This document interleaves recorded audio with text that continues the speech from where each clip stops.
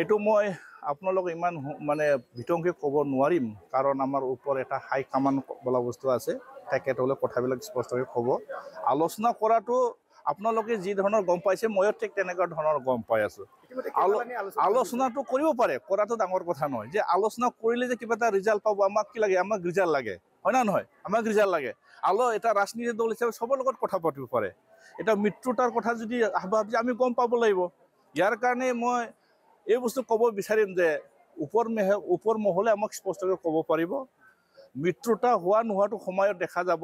আমি এইটো লক্ষ্য ৰখা নাই যে আমি এইটোৱে ভাবি আছোঁ যে আমাৰ আহি থকা 25ত BPF ৰাজনীতি দলে অকলে চৰকাৰ গঠন কৰিব পৰা আমি এতিয়া মানে ইয়াৰ কাৰণে আমি যুঁজা চলাই আছোঁ। ইয়াৰ কাৰণে আমাৰ সকলো মানে BPF কৰ্মীসকলে এইটোৱে লাগি আছে যে আমি অহাবাৰ আমি মানে যিটো 25ৰ পৰা 30টা চিট আমি কেনেকুৱা ধৰণৰ আমাৰ হাতত আনিব পাৰে, এইটোলৈ আমি প্ৰচেষ্টা চলাই আছোঁ। ইয়াৰ কাৰণে আমি কাৰ লগত মিত্ৰতা হয় আৰু কেনেকুৱা ধৰণৰ কৰা হ'ব, এইটো হাই কামাণ্ডে ক'ব পাৰিব। ইয়াৰ কাৰণে মই আজি আপোনালোকৰ ছ'চিয়েল মিডিয়াৰ যোগেদি এই ৰাইজক এইটোৱে মানে আমাৰ সকলো BPF কৰ্মীসকলক আৰু সকলো BPF প্ৰেমী ৰাইজসকলক মই এইটোৱে ক'ব বিচাৰিম, এইবিলাক ইমান মানে ছ'চিয়েল মিডিয়াত কৈ থকাবিলাক বেছি লক্ষ্য কৰিব নালাগে। এটা লক্ষ্য ৰাখিব লাগে যে BPF কেনেকুৱা পাৱাৰত আহিব পাৰে আৰু আমাৰ সন্মানীয় হাগ্ৰামা মহলাৰী ডাঙৰীয়া কেনেকৈ আমি বেটেৰী চিপ আমি বনাব পাৰে, এইটোৱে আমি লক্ষ্য ৰাখিব লাগিব। কাৰণ দেখিলোঁ 17 বছৰত যি ধৰণৰ হাগ্ৰামা মহলাৰী ডাঙৰীয়াৰ নেতৃত্বত যথেষ্ট উন্নয়ন হৈছিলে, যথেষ্ট মানে নিবনুৱাসকলক যিধৰণৰ চাকৰি বাকৰি দিব পাৰিছিলে, বৰ্তমান সেই 5 বছৰ কাৰ্যকালত UPPৰ BPFৰ দিনত কি ধৰণৰ হৈ আছে ৰাইজে এতিয়া মানে বুজিব পাৰে যে ইমান ক'ব লগা হোৱা নাই,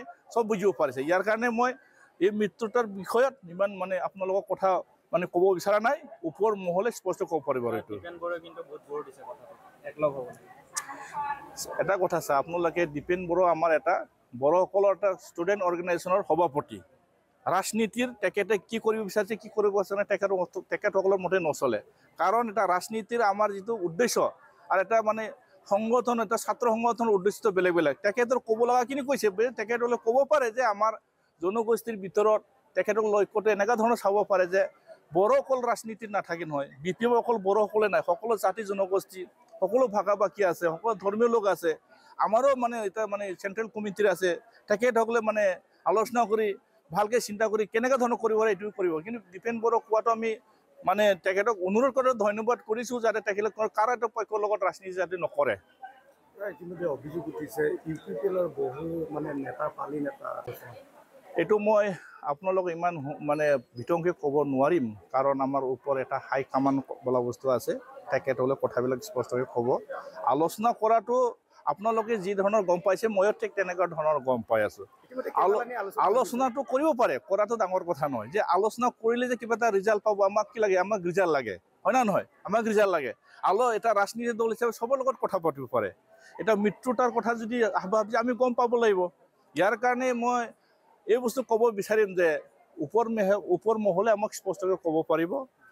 মিত্ৰতা হোৱা নোহোৱাটো সময়ত দেখা যাব।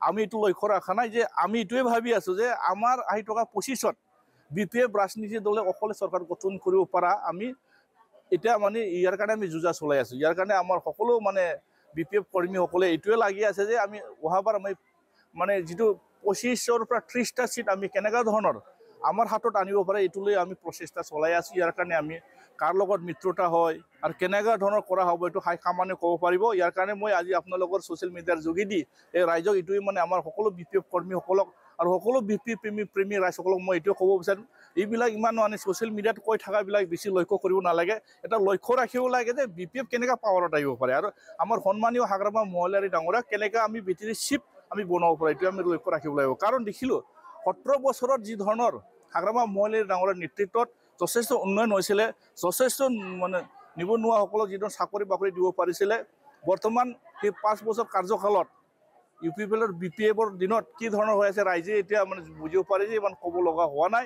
চব বুজিব পাৰিছে। ইয়াৰ কাৰণে মই এই মিত্ৰতাৰ বিষয়ত ইমান মানে আপোনালোকৰ কথা মানে ক'ব বিচৰা নাই, ওপৰ মহলে স্পষ্ট ক'ব পাৰিব। এইটো